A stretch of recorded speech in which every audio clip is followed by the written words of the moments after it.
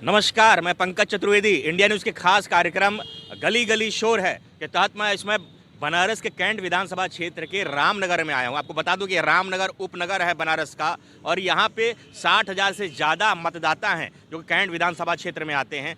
यहां के लोगों से जानेंगे। आप देखिए मेरे पीछे रामनगर का किला है। ये राजा बलवंत सिंह द्वारा बनाया गया था रामनगर का किला। ये रामनगर का किला है, ऐतिहासिक किला है। यहाँ की रामलीला भी काफ़ी मशहूर है, विश्वविख्यात रामलीला है जो कि कई सौ वर्षों से चली आ रही है, अनवरत चली आ रही है। तो मैं इसमें रामनगर में हूँ और कैंट विधानसभा क्षेत्र में ये क्षेत्र पड़ता है। जैसा कि मैंने बताया कि 60,000 से ज़्यादा मतदाता कैंट विधानसभा क्षेत्र में इस रामनगर से आते हैं। तो यहाँ के लोगों से जानेंगे, यहाँ के लोगों से जानने का प्रयास करेंगे कि वो वोट किस मुद्दे पे करेंगे, किस सरकार को वो पुनः सत्ता सौंपेंगे। पहले तो अपना परिचय बताएं आप।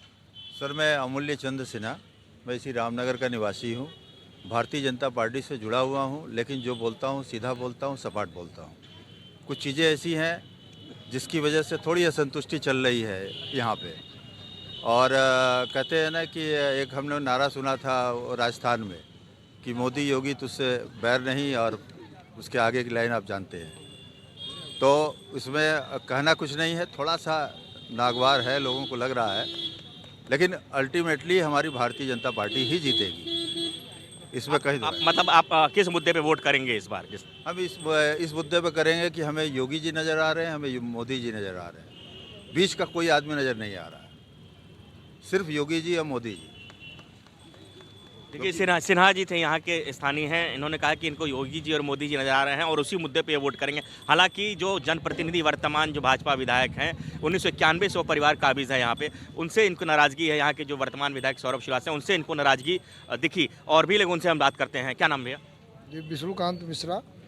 मिश्रा जी, आप बताइए क्या मुद्दा रहेगा 2022 का विधानसभा चुनाव? तमाम दल अपने दावे कर रहे हैं, आप किस मुद्दे पे वोट करेंगे? दल तो दावा करेगा ही, सब लोग अपना अपना चुनाव में दावा करेंगे, लेकिन योगी और मोदी को देख करके ही हम लोग वोट करेंगे, क्योंकि विकास का काम उन्होंने किया। अगर राष्ट्र का विकास होगा तो राष्ट्र में रहने वाले लोगों का विकास होगा, चाहे वो हिंदू हो, मुस्लिम हो, सिख हो, ईसाई हो, सभी लोगों का विकास होगा। अच्छा, प्रत्याशी कोई महत्व नहीं रखता है? आप प्रत्याशी काम करने में थोड़ा ऊपर नीचे होगा, मतलब प्रत्याशी बहुत बढ़िया नहीं कर सकते तो बहुत ख़राब भी नहीं कर सकते, लेकिन ये है कि कुछ काम तो गड़बड़ होता है, तो प्रत्याशी कोई मायने नहीं रखता है। पूरे यहाँ वाराणसी क्षेत्र में प्रधानमंत्री का ये संसदीय क्षेत्र है, तो यहाँ जो विधायक वगैरह लोग हैं वो गौण है, विधायक गौण है।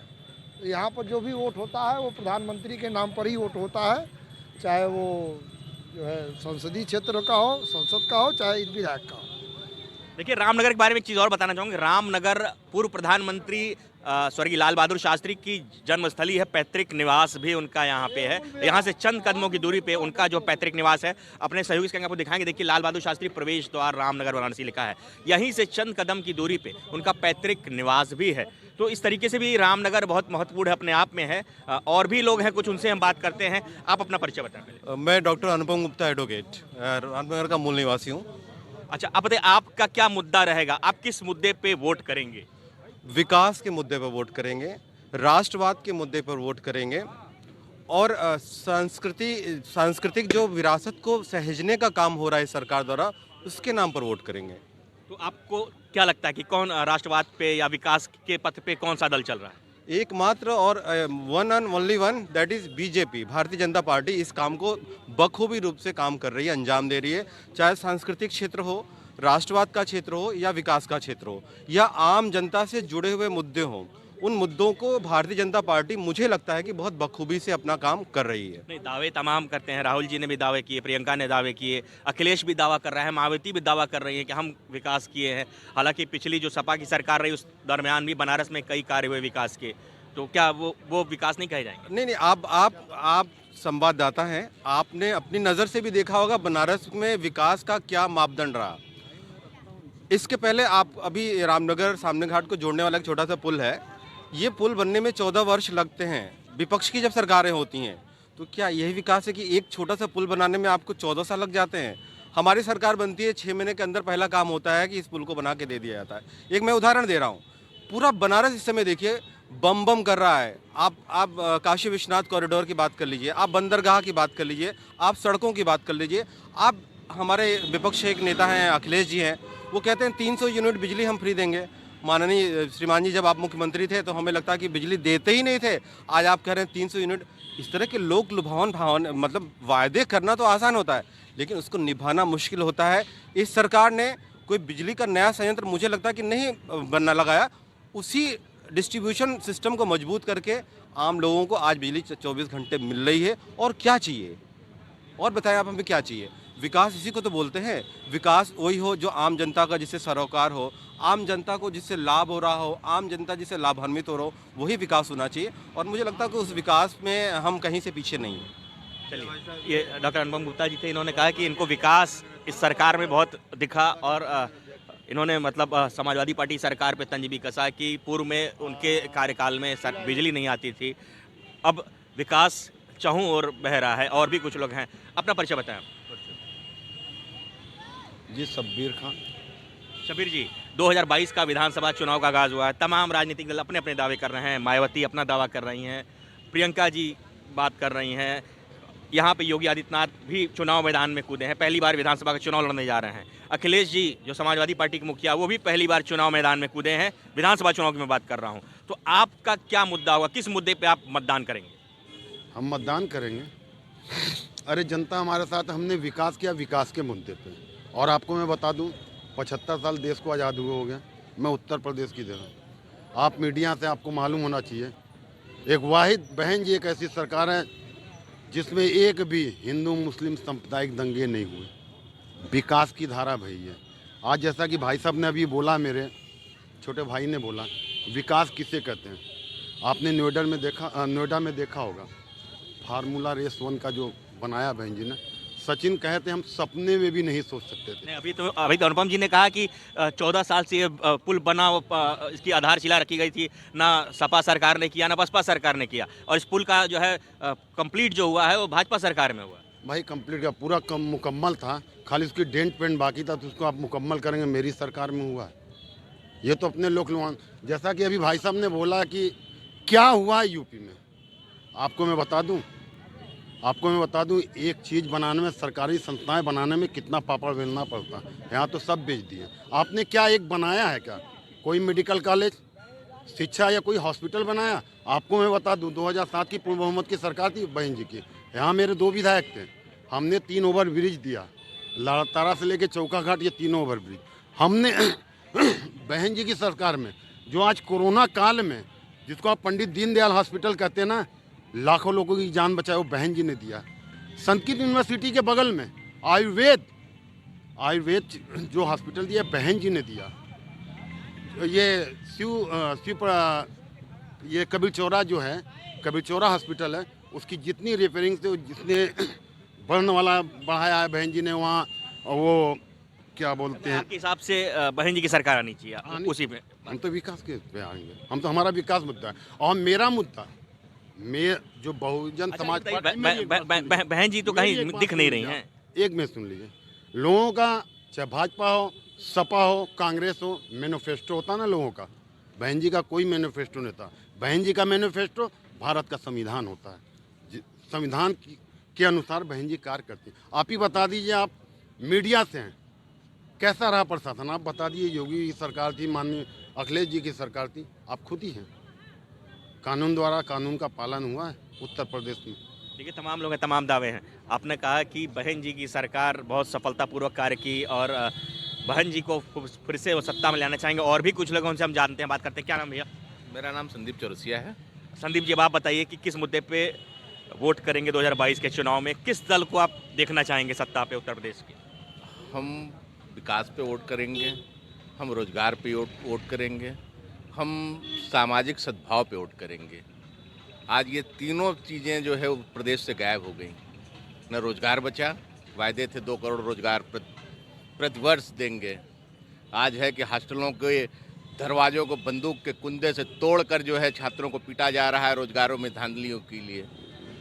कोई चयन प्रक्रिया इनकी पूरी नहीं हो रही है। बेरोजगार युवा सड़क पर अपराध करने को मजबूर हो रहे हैं।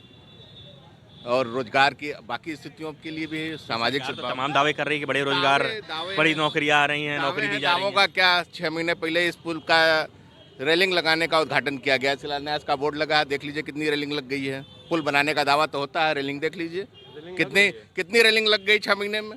ये रफ्तार होती है, 2 महीने का काम है। रेलिंग रेलिंग रेलिंग अरे भाई हम तो अपनी बात कर रहे हैं, मैं तो देख रहा हूँ कितनी चाइनीज झालरों से सजा दिया गया था ये जब पुल का। आप किसको देखना चाहेंगे? आप आज इस पुल पे लाइट की स्थिति दिखाइए, कभी रात में आइए, अंधेरे में लड़ जाइएगा। लाइट तक शोकेस में तो जला कुछ दिनों के लिए चाइनीज झालर। नहीं, अभी तो आपके किसी साथी ने कहा कि जो है 14 वर्ष बाद ये भाजपा सरकार में ये पुल बन के जो है जिनको जानकारी नहीं है वो इसी तरीके की बातें करेंगे। एनजीटी ने कितने वर्ष रोक रखा था इस पुल को? एनजीटी ने कितने टाइम इस पुल को रोक रखा था? वो भाई जवाब देते। तो आपके हिसाब से कौन सरकार आनी चाहिए 2022 की अगर बात करें? सरकार कांग्रेस की आएगी और कांग्रेस की आनी चाहिए। अगर देश को वापस विकास के दौर, जो 89 में कांग्रेस छोड़ के गई प्रदेश को, आज किस स्थिति में खड़ी है? प्रदेश का जो नंबर 1 पे होता था, नीचे से तीसरे और चौथे, ये मेरा आंकड़ा नहीं है, भारत सरकार का आंकड़ा है कि उत्तर प्रदेश का विकास की रफ्तार नीचे के राज्यों में पहले और दूसरे स्थान पे है। अच्छा, ये बताइए कांग्रेस में मुख्यमंत्री का चेहरा कौन होगा? अभी तो क्लियर। पहले सरकार तो बनने दीजिए। अरे सरकार बनेंगे भाई, आप पहले सरकार तो बनने दीजिए और जो विधायक बैठेंगे वो तय करेंगे। हमारे यहाँ तो लोकतांत्रिक प्रक्रिया है। भाई, आप बताइए आप क्या मुद्दा होगा? आप किस मुद्दे पे वोट करेंगे? और बात करें कैंट विधानसभा क्षेत्र में तो विकास के कार्य कितने हुए? रामनगर में विकास के कितने कार्य हुए? यहाँ पे तो बहुत सारे कार्य हुए। अभी कोरोना काल में एक छोटा सा उदाहरण मैं दूँ, यहाँ पे एक लाल बहादुर शास्त्री चिकित्सालय है। पहले रामनगर के लोग, रहने वाले लोग भी वहाँ जाने में कतराते थे, लेकिन इस कोरोना काल में जो कि ऑक्सीजन प्लांट की रिक्वायरमेंट थी, उसको अपग्रेड किया गया, आईसीयू बेड्स वगैरह बने, बहुत सारी सुविधाएं दी गई यहाँ पे, जो कि अब जो है जाके हॉस्पिटल की कंडीशन, अगर उसको कंपेरेटिवली अगर हम देखें कि कोविड से पहले क्या कंडीशन था और कोविड के बाद क्या कंडीशन हुआ, तो हमारे जो स्थानीय विधायक जी थे उन्होंने वो कुछ कंपनियों से, अलग अलग कंपनियों से बात करके उसको अपग्रेड करने का काम किया है। और दूसरी बात, जहाँ तक मुद्दे की बात है, देखिए सबसे जो बेस्ट ऑप्शन होता है कि भाई केंद्र में सरकार किसकी है। अगर उनकी सरकार अगर प्रदेश में, जिस भी प्रदेश में होती है, तो कोई भी प्रोजेक्ट अगर वहाँ से अगर चलती है, भाई यही अगर कांग्रेस के बंधु थे, अभी पहले जो लोग कांग्रेस के लोग ही करते थे कि हम 100 रुपया भेजते हैं दिल्ली से, तो रामनगर पहुँचते शायद 1 रुपया हो जाता है, तो कम से कम 99 रुपया तो कहीं ना कहीं तो जाता होगा। अभी यहाँ पे विधानसभा क्षेत्र में स्थानीय जो जनप्रतिनिधि हैं रामनगर कैंट की बात कर रहा हूँ, तो वहाँ बड़ा असंतोष देखने को मिल रहा है। असंतोष देखिए, कभी भी देखिए, सबसे बड़ी बात प्रॉब्लम क्या है बनारस में, जो कैंट विधानसभा क्षेत्र जो है अपने आप में बहुत बड़ा विधानसभा क्षेत्र है। शायद अगर आप डाटा उठा के देखिए तो हो सकता है कि लोकसभा के क्षेत्र के बराबर कैंट विधानसभा का क्षेत्र हो। तो क्या होता है कि कभी भी जब काम करने के लिए कोई मुद्दों पे आप चलते हैं तो धरती पे कोई ऐसा आदमी नहीं है जो 100% लोगों को संतुष्ट कर पाए, तो कहीं ना कहीं असंतोष तो व्याप्त रहेगा ही। जो कहीं पे भी आप जब अपने घर में लोगों को संतुष्ट सबको नहीं कर पाएंगे तो बाहर के लोगों को क्या कर पाएंगे आप? बताइए, आप भाई साहब की बात से कितने सहमत? देखिए, पूरे उत्तर प्रदेश का और ख़ास तौर से मैं कैंट विधानसभा की बात कर रहा हूँ, तो कैंट विधानसभा में जितना विकास कार्य हुआ है उतना पूरे बनारस में किसी विधानसभा में नहीं हुआ है। अरे अभी तो आपके साथी किसी ने कहा कि पुल जो है और लाइट नहीं जलती है। मैं पुल की बात कर रहा हूँ। यह पुल जो है समाजवादी पार्टी के शासन में 2004 में इसका शिलान्यास किया गया था और 5 से लेकर समाजवादी पार्टी की सरकार चली गई, फिर बहुजन समाज पार्टी की सरकार आई, वो सरकार चली गई, फिर समाजवादी पार्टी की सरकार आई, वो सरकार चली गई, लेकिन पुल का कार्य पूरा नहीं हुआ। रामनगर के लोगों को गंगा पार करने के लिए बहुत ही कठिनाई का सामना करना पड़ता था। और भारतीय जनता पार्टी की सरकार आने के बाद, माननीय योगी जी के मुख्यमंत्री बनने के बाद मात्र 7 महीने के अंदर इस पुल का कार्य पूरा हो गया। और आज रामनगर की जो विकास की गति है उसका जो मेन कारण है यह पुल है। अब हम वाराणसी के एक मोहल्ले की तरह रामनगर को देखा जाता है कि आप यहाँ से 2 किलोमीटर मात्र दूर लंका है, आपको बीएचयू जाना हो, लंका जाना हो, कहीं भी जाना हो, बहुत ही सुविधा है और बहुत ही आराम से, आसानी से हम जा सकते हैं। तो विकास का जो भी कार्य है, आप अभी भाई साहब कह रहे थे कि रामनगर में आप चले जाइए, हॉस्पिटल है यहाँ पे, समझ लीजिए पूर्वांचल का सबसे बड़ा टीबी का हॉस्पिटल है और बाकी 157 बेड है यहाँ पे। और पहले कोविड काल में जो स्थिति थी कि वहाँ पे यहाँ रामनगर में मात्र 22 या 20 बेड के बराबर ऑक्सीजन उपलब्ध था, लेकिन आज के डेट में 157 प्लस 6 इमरजेंसी वार्ड के जो बेड हैं, पूरे बेड पे सरप्लस ऑक्सीजन यहाँ पे उपलब्ध है और जनता को इसका आराम और फायदा मिलता है। आप बताइए, आप अपना पहले परिचय बताइए। मैं संजय यादव। किस मुद्दे पे वोट करेंगे 2022 के चुनाव की अगर बात करें? देखिए भाई, चुनाव में मुद्दा क्या होना चाहिए? रोजगार का मुद्दा, शिक्षा स्वास्थ्य का मुद्दा, किसानों की अपनी आय वृद्धि का मुद्दा, ये होना चाहिए ना। इस देश को क्या मिला, क्या है इनकी नीति? अरे अभी तो बताया आपके सामने, आपके बता रहा हूँ क्या है इनकी नीति। इनकी नीति क्या है? इनकी नीति ने, इन्होंने कहा कि मैं 3 कृषि कानून लाया, किसान इनकी नीति के खिलाफ गए और 1 साल तक बैठाया रहा, फिर वापस ले लिया। आज फिर देख लीजिए, अभी परसों ही घटना है। 1 करोड़ 26 लाख छात्रों ने ग्रुप रेलवे का परीक्षा दिया था, इन्हीं की नीति थी। अभी अपनी नीति से पलट गए, लड़के रोड पर आ गए, बर्बरता हुआ, क्या क्या हुआ आप भी देख रहे हैं। आखिर किस नीति से, कौन सी नीति से इनको वोट दिया जाएगा? किस नीति पे खरा उतर रहे हैं? किसको ले आना चाहेंगे 2022 में? हम समाजवादी पार्टी को लाना चाहेंगे। क्या खास समाजवादी पार्टी? भाई योगी जी ने तो बड़ा तमाम काम किए, बनारस में तमाम विकास के कार्य हुए योगी और मोदी के नेतृत्व में। अखिलेश जी ने ऐसा क्या काम कर दिया कि अब समाजवादी पार्टी को लाना चाहेंगे? मायावती भी हैं, प्रियंका भी हैं, आम आदमी पार्टी भी अपने दावे कर रही है। अखिलेश जी ने वह काम किया है स्वास्थ्य के क्षेत्र में। आप घर में बीमार हैं, 108 नंबर फ़ोन करिए, एम्बुलेंस आपके दरवाजे पर आ जाएगी। किसी प्रकार का कोई दुर्घटना हुआ, 100 नंबर डायल करिए, आपके दरवाजे पुलिस है। नहीं, तमाम जैसे भाजपा जो विरोधी दल है, मेन मतलब अगेंस्ट है, समाजवादी पार्टी की बात करें तो उनका कहना है कि सरकार में काफ़ी गुंडागर्दी होती है समाजवादी पार्टी सरकार में। क्या कहेंगे इस पे? क्या कहेंगे इस पे? आपकी पार्टी क्या करेगी? हम कह रहे हैं कि गुंडागर्दी, ये कोई एक उदाहरण बता दे गुंडागर्दी का ना। मैं उदाहरण बता रहा हूँ भारतीय जनता पार्टी गुंडागर्दी का। हाथरस कांड क्या था? लखनऊ में विनोद तिवारी की हत्या कर दी गई, क्या रहा? गोरखपुर में पंकज गुप्ता की हत्या कर दी गई, वो क्या है? कुलदीप सेंगर ने, इनका विधायक था, क्या वो क्या है? स्वामी चिन्मयानंद पर आरोप लगा, वो क्या है? तो कुल मिला के आपके हिसाब से समाजवादी पार्टी की सरकार आनी चाहिए 2022 में? एकदम आनी चाहिए। आप बताइए, आप क्या कहेंगे? किसको वोट करेंगे 2022 के चुनाव? एक और बात बताइए। रामनगर कर्ण विधानसभा क्षेत्र में आता है और यहाँ से ये पहले था 2009 के पहले ये मुगलसराय विधानसभा क्षेत्र में था। अब यहाँ का स्थानीय विधायक ये चले आ रहे हैं, 12 साल 14 साल से स्थानीय विधायक यहाँ के जो है, इनके ये रहे या इनके माता रहे या इनके पिताजी रहे, ये पिछले 26-27 साल से विधायक परिवार का है। कोई एक ऐसा ऐतिहासिक कार्य रामनगर में कोई भी भारतीय जनता पार्टी का व्यक्ति बता दे जो इनके विधायक ने ऐतिहासिक कार्य किया हो, जिसको कई सालों तक याद किया जाएगा। बताइए। ये इनका कहना है कि कोई ऐसा ऐतिहासिक कार्य नहीं किया। माताजी विधायक थी, पिताजी विधायक थे, मंत्री भी रहे पिताजी इनके, और ये खुद अब सौरभ जी विधायक हैं। तो इनका कहना है कोई ऐतिहासिक कार्य नहीं हुआ इस विधानसभा क्षेत्र में। देखिए, जो विकास का कार्य है तो इन्होंने किया ही।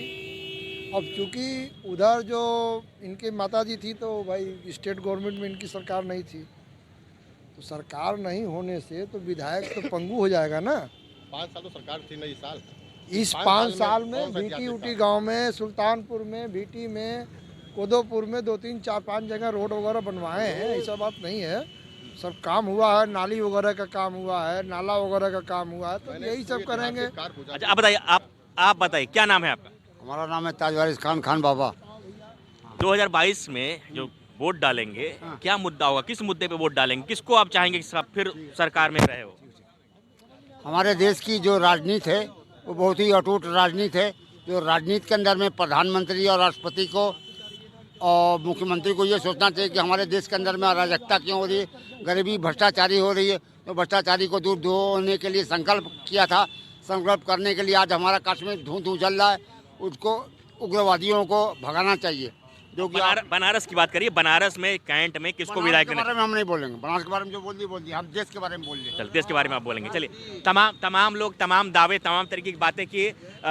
हालांकि यहाँ पे ज़्यादातर लोग जो पक्षधर दिखे वो भारतीय जनता पार्टी के पक्ष में उन्होंने बातें करी। कुछ लोगों ने जो कांग्रेस के बारे में भी बात करी, कुछ ने सपा के बारे में बात की, कुछ ने बसपा के बारे में बात की।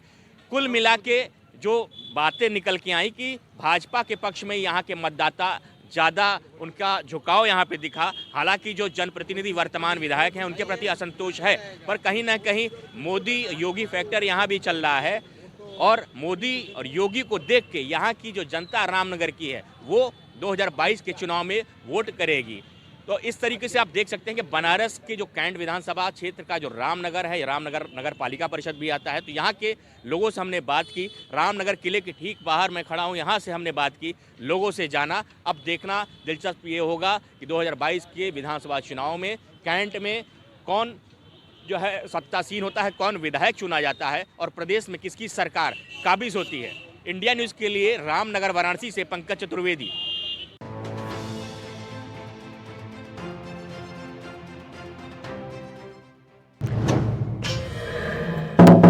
राम राम।